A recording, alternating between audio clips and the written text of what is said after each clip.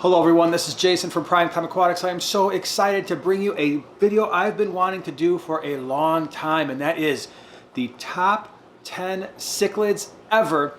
Now I know there's going to be a lot of differences of opinion as we go through this video, and I would love for you to share your favorite cichlids down in the comments section below. I think these are going to be strong candidates. Let me know what you think. Appreciate you being here. All right, coming up at number 10 on our list is this awesome fish, Maschero Artius, otherwise known as Vieja Argentea. This was an amazing fish I saw at a bull show a number of years ago, and we've had him in our fish room now for a number of years as well.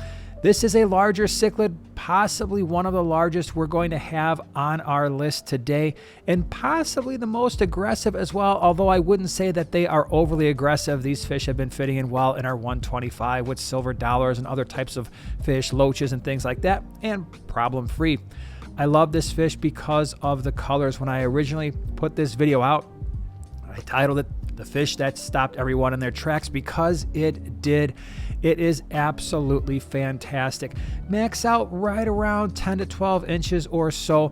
It is, like I said, on the slightly more aggressive side compared to the other fish that we're going to be talking about, but the colors speak for themselves, and that is why it is made the top 10 of all time most awesome cichlids, because there aren't many others that just sparkle like a diamond like this fish does. Now, Joanna on the small scape is going to do her own list of top 10 cichlids. She's going to focus on smaller ones. Check out that video. It'll be coming out.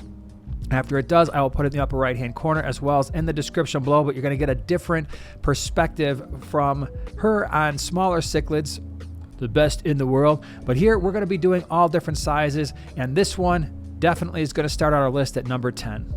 Coming in at number 9, this is the Fifer RBA. I saw this fish the first time at Jason's fish room. I will put that video in the upper right-hand corner. Full fish room tour. It was awesome. I absolutely love this fish. The males, as you can see here, get amazing colors. These are cichlids from Lake Tanganyika. These are commonly known as featherfin cichlids. This is a little bit of a larger one, going to max out somewhere around 6 or 7 inches or so. We had a group of these in our fish room as well. Absolutely love this fish, and if you've got a Lake Tanganyikan setup, I mean, again, check out that male, full of color. Now, this is going to be possibly the most expensive cichlid that we have on our list. If you see them, especially if they're anywhere close to full grown like you're seeing here, you could easily expect to pay $60, $70, $80, maybe even $100 for these fish. Again, the females that you're seeing here aren't nearly as colorful, but it really is the males. That is the reason why I love this fish so much. Again, colors, personality. If you've got a Lake Tanganyikan setup, especially if you've got something larger like Frontosa, this is a fish large enough where they're not going to get eaten. They will have that mid to upper water part of the aquarium occupied, and they are awesome. Again, being a Lake Tanganyikan fish, you're going to want water that's on the harder side with a higher pH. But these fish, a lot of color, a lot of personality. Coming in at number 8, I absolutely love this. This is the species 44. It is a Lake Victorian cichlid. It's the one right there in the middle with the stripes, and they have insanely awesome color. It's not even coming through fully on this video. This is a really old video of a 150 we had set up a long time ago. This was a great fish, one of my all-time favorite Lake Victorian cichlids for sure. And it's really all about the color. Again, the females aren't going to see nearly as much color, and these fish can be rough on one another. I generally like to keep them with Mbuna or even more aggressive peacock cichlids because their behavior is relatively aggressive as well. But this is an awesome fish, going to max out right around 4 inches or so. Again, being a Lake Victorian, you're going to want harder water with a higher pH, but they don't get super large, maybe 4 to 5 inches. And this really was a great fish in this aquarium. It could certainly hold its own, like I said, against all the other Mbuna or Lake Victorian cichlids, but I wouldn't necessarily call it overly aggressive. Now, if you're trying to breed these fish, one male, 3 or 4 females is probably the way to go, unless you've got a large tank at least 4 feet. Keeping males together might be a little bit difficult. Coming in at number 7 on our list is the Discus. I don't think you can have a top 10 list of cichlids without including the Discus somewhere. They have insanely awesome color. As you can see here, there are lots of varieties, and even more so than what you're seeing here. The only reason why they are a little bit lower on the list is the water parameters that they generally require. They're going to want warmer water, typically in the mid 80s. Ideally, the water would be on the softer side with a lower pH. And so because of that, your stocking options, your tank mates might be a little bit more difficult. Also, it is highly advisable that you have some fish keeping experience before you keep these fish because of their increased requirements. If their water parameters fluctuate, sometimes they don't do as well as other fish with that either. So discus are amazing. However, you do have to have some experience, but I think the color speaks for themselves. They also get pretty large, so you're going to want to have a minimum of a 90-gallon aquarium. A 6-foot tank of a 150, a 180, a 210 would be even better to keep a group together. Really cool fish, especially when you see them in those planted tanks. Coming in at number 6 on the list is this awesome fish here. This is Pseudotropheus solosi.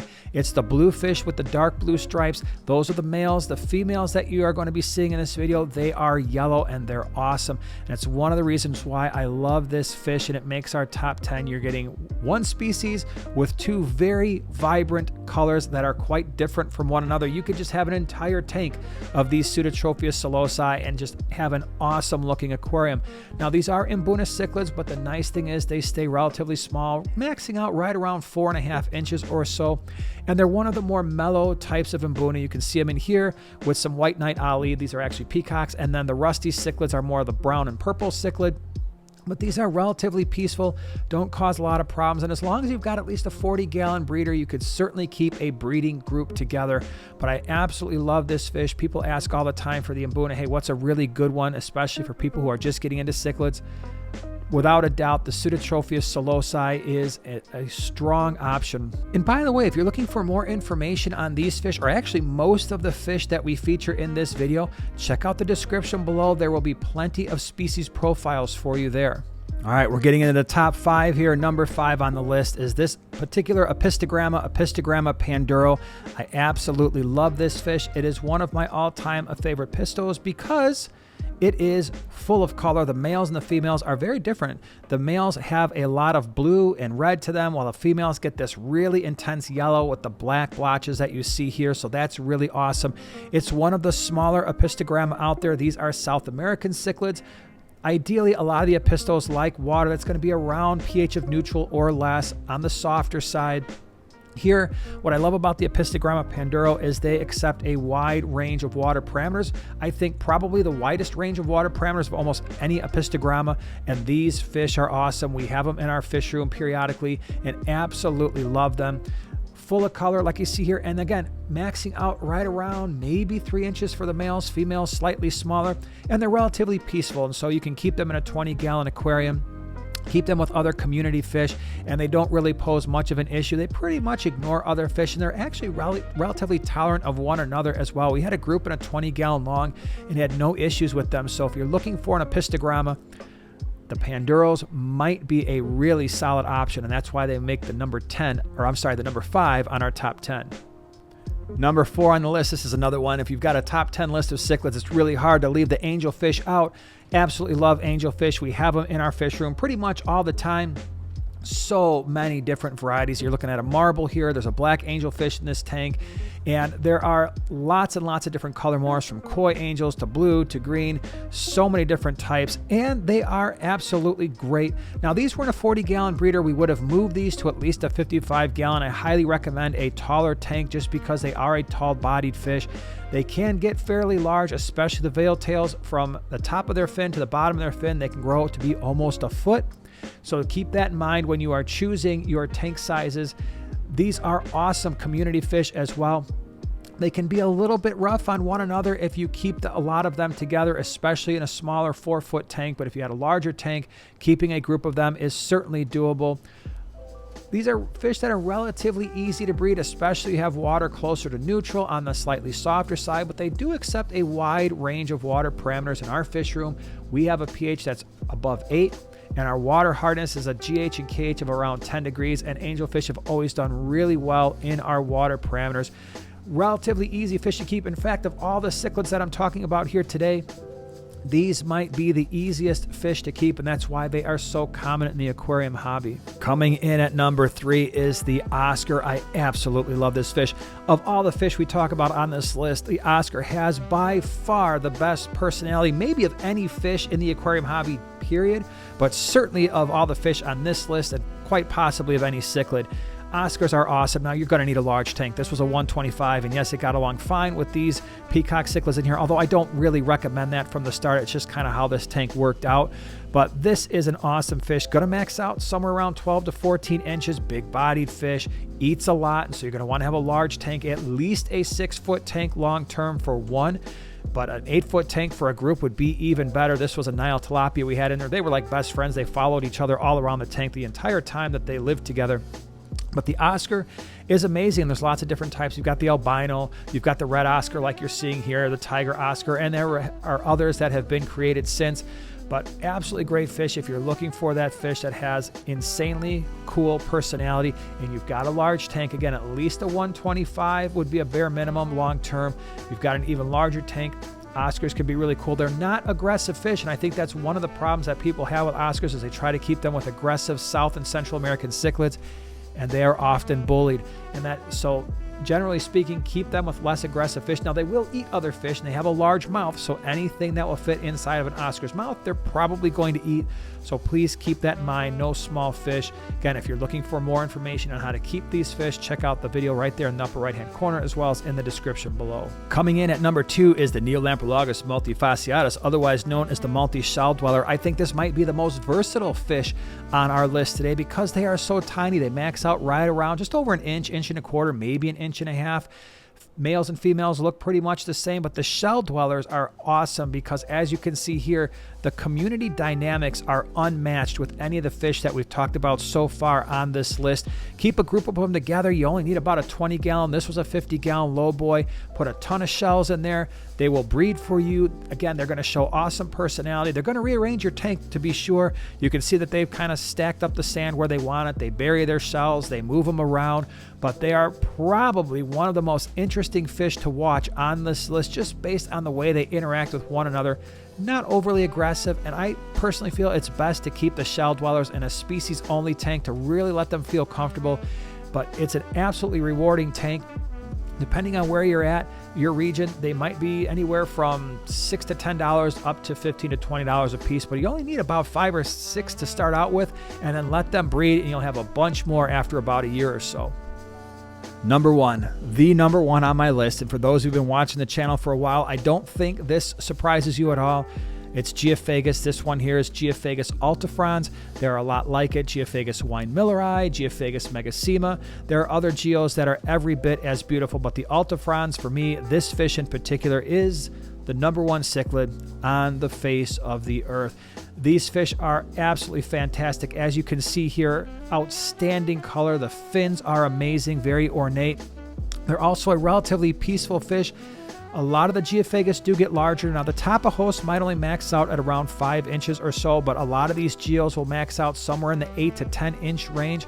And so therefore, at least a 75-gallon is highly recommended. A 125 or larger would be even better. We've actually got a 125 with a group of juvenile Geophagus, a group of 5 or so in a planted tank, and they're going to be awesome. So if you've got that larger planted aquarium, you want a peaceful centerpiece cichlid, look no further than Geophagus, especially these Geophagus Altifrons that are absolutely positively full of color. The other cool thing is both the males and the females pretty much have the same colors. They're going to both be very, very vibrant. The males are going to get a little bit larger. They're going to have a little bit longer trailers to their fins, but both of them show awesome color. Now, there are a couple geos out there that might be a little bit more on the aggressive side. I'm thinking particularly of the Geophagus brasiliensis. That looks more like a Jack Dempsey, and that's probably one I would stay away from if you're looking for that more peaceful centerpiece cichlid. But most of the other geos are going to work out really well. They're all going to have outstanding color, really nice personality, more or less like a gentle giant. You can see here, we even had it in with a frontosa in the background. Those fish got along really well for years. The other nice thing about the geos is they accept a wide range of water parameters. Ideally, if you want to be close to neutral or slightly below with softer water, that's awesome. We always keep our geos in around a pH to 8 to 8.2. And again, our GH and KH are definitely on the harder side, and they accept those wide range of water parameters and live for many, many years. This fish lived for, I think, close to 10 years in our fish room. So absolutely awesome fish. Would love to hear from you once again. What are your favorite cichlids ever? leave that down in the comments section below. And again, if you want more information on the fish here, how to keep them, how to breed them, check out the description below. We'll have a lot more information for you there. Appreciate you being here. We'll see you in the next one.